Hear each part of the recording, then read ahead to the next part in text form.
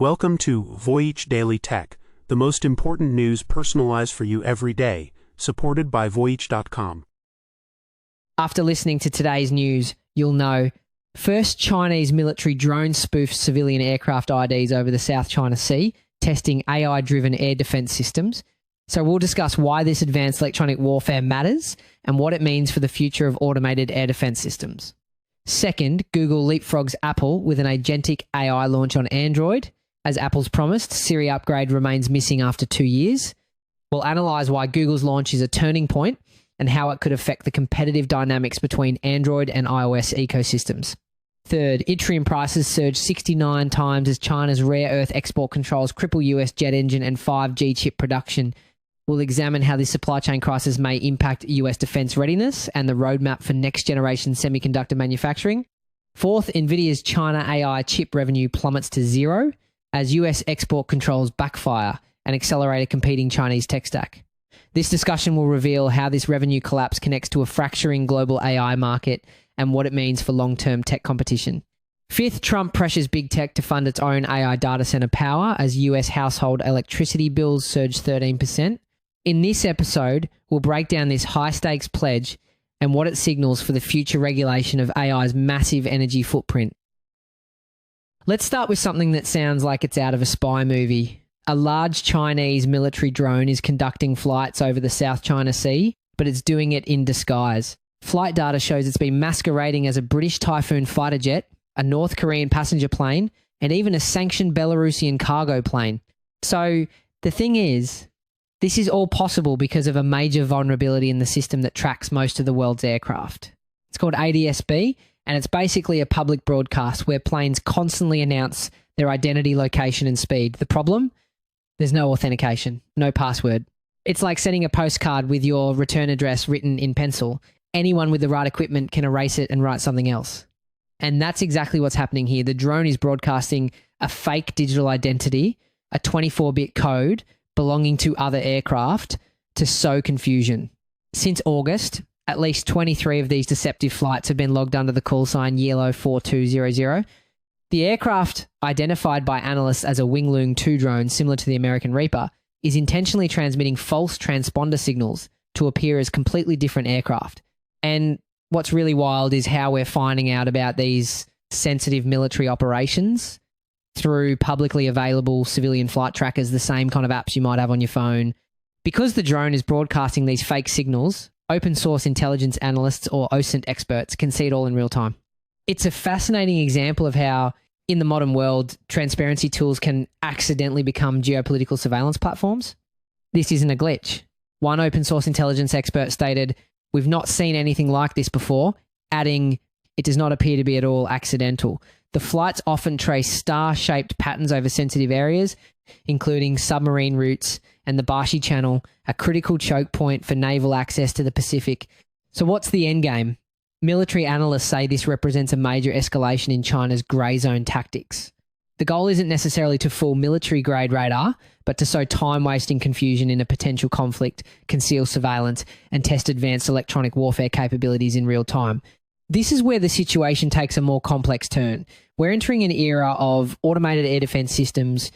These are AI-driven kill chains designed to make decisions in fractions of a second faster than any human operator could. By introducing these ghost aircraft onto radar screens, the goal is to trick those automated systems.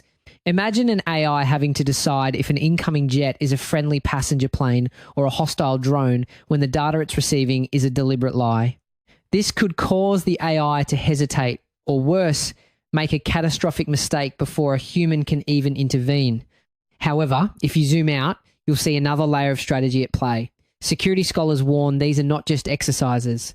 One analyst described them as rehearsals for a confrontation, noting that in modern warfare, even milliseconds count. And this isn't just about confusing radar, it's a test of the entire response system. Modern defense isn't just about shooting things down, it's about processing information correctly. These rehearsals are designed to find the breaking point, to see how much chaos the system can handle before it fails. Even a few seconds of confusion could be the difference between a successful defense and a successful attack. And when you overlay the drone's flight paths on a map of Taiwan, a chilling picture emerges. The routes pass over multiple key military points of interest from Taipei down to the southern coast. As one security analyst concluded, it is a compelling image. Extensive rehearsals across the South China Sea designed to be deployed over Taiwan's key points. We were just talking about AI being used for deception in the military world, but now let's shift to how it's supposed to be, times helping, times us in our daily lives, and the fierce competition behind it. The most unexpected news in the tech world today has to be Google's announcement that its Gemini AI will soon handle complex, multi-step tasks right on your phone. Now get this, we're talking about something called agentic AI. An agentic AI is one that doesn't just answer your questions, it takes action for you across different apps. This is a huge leap from the chatbots we're used to, which mostly just find and present information. This is about we're talking about ordering a pizza for your entire family just by analyzing a group chat, or hailing a car with a simple voice command. These new agentic AI features are set to launch on the Pixel 10 and the new Samsung Galaxy S26. What makes this such a big deal is that Google is embedding these capabilities directly into the Android operating system itself. This deep integration is something that standalone AI hardware like the Rabbit R1 or Humane AI Pin have really struggled with, which helps explain why they haven't seen widespread adoption. This isn't an app or a separate device. It's part of the phone's core. But that's not the whole picture. The real turning point is that this all sounds exactly like the features Apple showcased for Siri nearly 2 years ago, way back at its 2024 Worldwide Developers Conference. Apple demoed how Siri would be able to take actions across different apps and understand your personal context, like pulling a flight time from an email. The problem, it's now 2 years later and none of those advanced features are available. So the question is, why has Apple, a company with near infinite resources and total control over its hardware and software, failed to ship this? Research points to a few key reasons. First, Apple's strong commitment to on-device processing for privacy creates huge engineering hurdles. It's incredibly difficult to run these complex models without draining your battery or slowing your phone to a crawl. In fact, internal reports indicated some early versions of the upgraded Siri had error rates approaching 30%. Second, there have been reports of internal organizational issues and a perfectionist culture slowing things down compared to competitors. And the delay wasn't just a missed deadline, it became an official retreat. Apple officially delayed the upgraded Siri in March 2025. The company even pulled an advertisement that showed off the features. Now, reporting from Bloomberg suggests some of these capabilities might not arrive until iOS 27. While Google is calling its initial launch a beta and questions remain about how many apps will participate, the strategic blow is clear. And that word beta is really important. You know, for this to work, third-party apps like DoorDash, Uber, or Grubhub have to play along. App developers have to decide if they want an AI agent operating inside their app. They might worry about losing control over the user experience or even customer data. It's a huge open question, and it's why Google is starting small. I have to tell you, this opens up a whole new can of worms for security. When you give an AI permission to read your private chats and make purchases for you, it creates a new attack surface. Experts are worried about something called prompt injection attacks, where a bad actor could trick the AI into doing something malicious, like sending your data to them. It's a serious challenge that all these companies are grappling with. For years, the world has waited for Apple to deliver on its AI promises. Instead, its biggest rivals in the Android ecosystem just beat them to the punch. The bottom line is undeniable. While Apple showed off pre-recorded videos of a future it has yet to build, Google and Samsung are about to put that future directly into users' hands. But let's be fair here for a second. We need to remember that both Apple's and Google's initial demos were pre-recorded videos, not live demonstrations. The tech industry has a long history of showing off flashy AI demos that never quite ship as promised. A recent analysis even found that a staggering 95% of AI pilots failed to deliver a return on investment. So while Google is definitely ahead, consumers should probably view all of these announcements with a healthy dose of skepticism. Google appears to have just leapfrogged Apple in a big way, leaving Apple with a massive game of catch-up to play. Speaking of competition, the battle for AI dominance isn't just about software. It's also about the physical materials that make all this tech possible. And right now, there's a serious chokehold on the supply chain. Suppliers for America's most critical industries are now being forced to halt production and turn away customers. The reason? A crippling shortage of materials called rare earths, almost entirely produced in China. We're talking about substances like yttrium and scandium, essential for everything from jet engines to the next generation of 5G chips. Interestingly enough, China's dominance isn't just in mining these materials, it's in the processing. Research shows China controls about 70% of the global rare earth processing capacity. This gives them a chokehold on the entire supply chain, from the mine to the final, usable material that goes into our most advanced technology. The situation is escalating fast. The price of yttrium has skyrocketed, now 69 times higher than just a year ago. To put that number in perspective, many are comparing this to the big rare earth crisis back in 2010. Back then, China also restricted exports, causing prices to jump tenfold. But what we're seeing with yttrium today is on a whole nother level. The good news from that 2010 event is that global markets adapted within about a year, finding new sources and building new supply chains. The question now is whether that can happen again and fast enough to matter.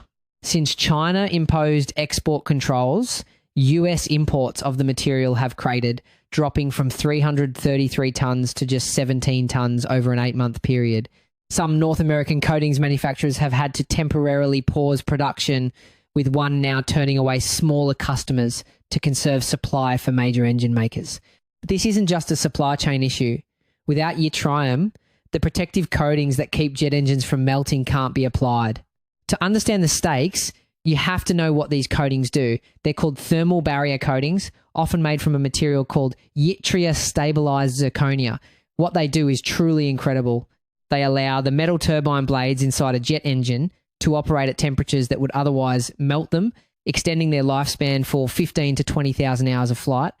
Without a continuous supply of yttrium for maintenance and new production, the operational readiness of entire aircraft fleets could be at risk. At the same time, US semiconductor firms are running low on scandium, putting the production of chips for essentially every 5G smartphone and base station at risk. This is all happening despite a supposed trade truce between Washington and Beijing. And here's what's really telling. This isn't affecting everyone equally. While US imports have been choked off, research shows that exports to allies like Germany and South Korea have partially recovered. They've engaged in direct negotiations and secured agreements to stabilize the trade. This divergence reveals a stark reality about America's own diplomatic and trade vulnerabilities compared to its partners.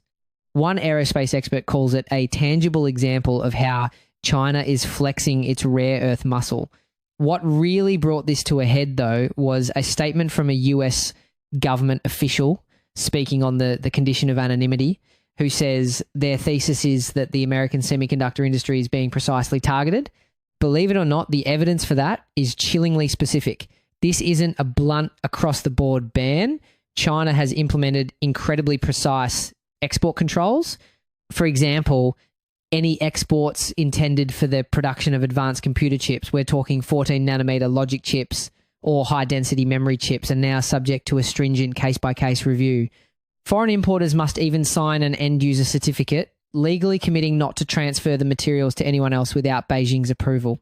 This is economic statecraft wielded with surgical precision. The vulnerability is stark. When we place the United States' zero production status for scandium alongside the years of known strategic risk, a recent DoD investment in Nebraska makes sense. The goal is to establish America's first domestic source, aiming to produce about 95 tonnes a year. But here's the catch. Building a supply chain from scratch takes immense time and capital. Full operational capacity isn't expected until the late 2020s, which means for the next several years, the vulnerability we're facing today remains critical. We were just discussing China's chokehold on rare earth exports to the US.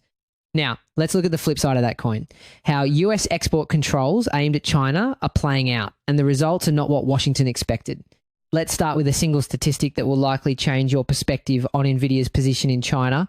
The company got US approval to sell its advanced AI chips there, and the revenue generated from those chips, as reported in their latest earnings call, 0. That's right, a big fat 0. This is for a market that once accounted for at least 1/5 of Nvidia's entire data center revenue. To put that in perspective, China used to make up between 20 to 25% of Nvidia's data center sales. Now, thanks to US export controls, that has plummeted to what the company calls a mid-single digit percentage. That is a massive, massive hit. After navigating US export controls and even developing special lower capability chips for China, the company's latest sales efforts have completely stalled. So what's causing the stall? It seems both the US and China are now weaponizing regulatory delays. The US Bureau of Industry and Security, for example, has a massive backlog of license applications, with processing times for China-related cases taking months. This isn't just bureaucratic slowdown, it's being used as a non-tariff trade barrier, a strategic tool to control the flow of tech. And China is reportedly playing the same game, using its own security reviews to stall imports. In the words of Nvidia's own CFO, Colette Kress, "We have yet to generate any revenue." She went on to say, "We do not know whether any imports will be allowed into China." A while back, we analysed Nvidia's parallel push to de-risk demand by tightening ties with OpenAI, shifting from a milestone-based $100 billion infrastructure pact to talks of an unconditional roughly $30 billion equity investment. Even as Jensen Huang said, there was no question they'd invest. With China now at zero, that playbook reads less like opportunism and more like insurance. If that was just the appetizer, the main course is the bigger power struggle Nvidia is now warning about. Kress explicitly warned that competitors in China, bolstered by new funding, have the potential to disrupt the structure of the global AI industry over the long term. Continuing our last discussion about vendor-investor loops and potential preferential access, this is exactly the fault line antitrust watchers were worried about. If Nvidia leans harder into vertical lock-in to offset China, who gets first dibs on scarce GPUs? This isn't just corporate paranoia. Even OpenAI's Sam Altman described the progress of Chinese tech companies as remarkable, noting they are near the frontier in some areas. While Chinese AI might lag slightly in capability, their products are typically far cheaper than American rivals, and we're starting to see exactly who these competitors are. Take a company like More Threads. Their first GPUs were far behind Nvidia's older models, but they've been relentlessly improving them with driver and software updates. Their latest chips can now run popular games at decent frame rates, showing they are closing the performance gap not just by building new hardware, but by making their existing hardware smarter. This intensifies the squeeze. Domestic challenges accelerate while Nvidia doubles down on ecosystem control abroad. This all points to a massive potential shift in the global tech landscape. As one chief economist at TS Lombard put it, you could easily see a world where most of the world's population is running on a Chinese tech stack in the next 5 to 10 years. A while back, we framed Nvidia's endgame as ecosystem dominance via strategic ownership of the leading AI application player. Today's China stall is the counterweight. It speeds the rise of a parallel China first stack instead of pulling it into Nvidia's orbit. The situation presents a fascinating duality. On one side, you have affordable open source tech like the Chinese AI platform DeepSeek spreading globally, capturing huge market share in countries where Western AI is restricted or too expensive, 89% in China, 56% in Belarus, and 49% in Cuba. On the other side, it exposes huge questions about data sovereignty and algorithmic influence. Essentially, the values and priorities of the AI's creators get exported right along with the code, and it becomes very difficult for other governments to regulate or audit the systems their own citizens depend on. Which is why that earlier frenemy hedge logic we discussed, funding partners and rivals to preserve options, may resurface at an even higher level as each side races to keep leverage in a world splitting into two AI supply chains. This fracturing of the global tech stack has huge geopolitical costs, but there's another more immediate cost to the AI boom that's hitting closer to home: the price of electricity. The story begins with a high-stakes proposal from former President Trump, who claims he's about to make the biggest names in tech pay their own way. Leaders from Amazon, Google, Meta, Microsoft, Oracle, OpenAI, and even xAI are reportedly being called to sign a so-called ratepayer protection pledge next week. We previously analysed how the AI power crunch was accelerating, and this is the latest development. And this isn't some far-off problem. The impact is already showing up in your wallet. The Department of Energy warns that electricity demand from AI data centers is on track to double or even triple by 2028. As a result, national household electricity bills already jumped 13%. Actually, data centers are absolute energy hogs, consuming 10 to 50 times more electricity per square foot than a typical office building. This incredible thirst for power puts a massive strain on our shared electrical grid, and that's a big reason why your bills are climbing. A while back, We noted that training just one large AI model can use as much electricity as a small town in a year, so the strain isn't hypothetical. It's baked into how these systems get built. Former President Trump put it bluntly, stating tech companies, quote, have the obligation to provide for their own power needs. The White House says under this initiative, these massive companies will have to build, bring, or buy their own power supply for new AI data centers. The stated goal is to stop you from footing the bill for their explosive growth. But the real issue with this pay for your own power idea is that it's more complicated than it sounds.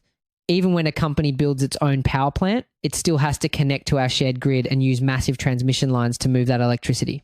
The cost of building and maintaining that shared infrastructure often gets spread across all customers. We previously warned about this big problem, small solution pairing. It sounds tidy, but it doesn't remove the reliance on shared wires and socialized costs. We've seen this play out in places like Georgia, where plans to meet data center demand could leave regular ratepayers on the hook for billions if that demand doesn't materialize as predicted. The scale of this energy demand is staggering. To power just one of its new data centers, Meta has already signed a 15-year deal to cover the costs of 3 new gas-fired power plants. As we discussed a while back, the US is now leading the world in building new natural gas plants to feed data center growth. Meta's deal is exactly what that looks like on the ground. This highlights a huge paradox in the AI boom. While many tech giants are making long-term promises about clean nuclear energy for the 2030s, their immediate desperate need for power is forcing them to build a new generation of fossil fuel plants right now. This creates a decade-long fossil fuel bridge with a very real carbon cost. Continuing our last discussion, in places like Virginia, where power demand from data centers is expected to quadruple within just a few years, that bridge gets built faster and longer. However, there's a big question mark hanging over all of this: enforcement. There are very few details on how this new pledge would actually be enforced, leaving major questions about whether these are firm commitments or just public relations. A while back, we called out how many green claims from big tech lacked real evidence, even as they spent billions on renewables, largely because they needed the power to run their data centers. That context matters here. Without clear, verifiable mechanisms, a pledge can sound more like branding than binding. This is important because history is filled with voluntary corporate pledges that have failed spectacularly without real enforcement. Think of the NukeGate scandal, where a failed nuclear project led to a $9 billion loss for the public. We also noted that the fossil fuel industry devoted barely over 1% of its lower carbon spending to technologies like carbon capture, tiny gestures next to the core business impacts. Without transparent reporting and real legal accountability, these pledges can be worse than useless. This high-level pressure comes as the AI gold rush is hitting a physical wall. Local pushback has already resulted in delays and cancellations for dozens of data center projects across the United States, while soaring electricity rates have become a key issue in state elections. As we've said before, shiny climate rhetoric can distract from the immediate harms of unrestricted expansion, and local communities are encountering those harms first. And this local power is not something to be underestimated. In just a few recent months, local community opposition has blocked or delayed at least 20 data center projects worth nearly $100 billion. After all, local zoning and land use laws often hold the ultimate veto power, creating a direct clash with any top-down federal push to build faster. The administration's wider AI plan aims to speed up development by loosening regulations and incentivizing new power plants in the name of achieving global dominance in artificial intelligence. This isn't just a tech story, it's a high-stakes battle over who pays for the future and who controls the power that runs it. That's it for today on Voyage Daily Tech. Follow, share, and stay tuned for daily updates coming your way tomorrow.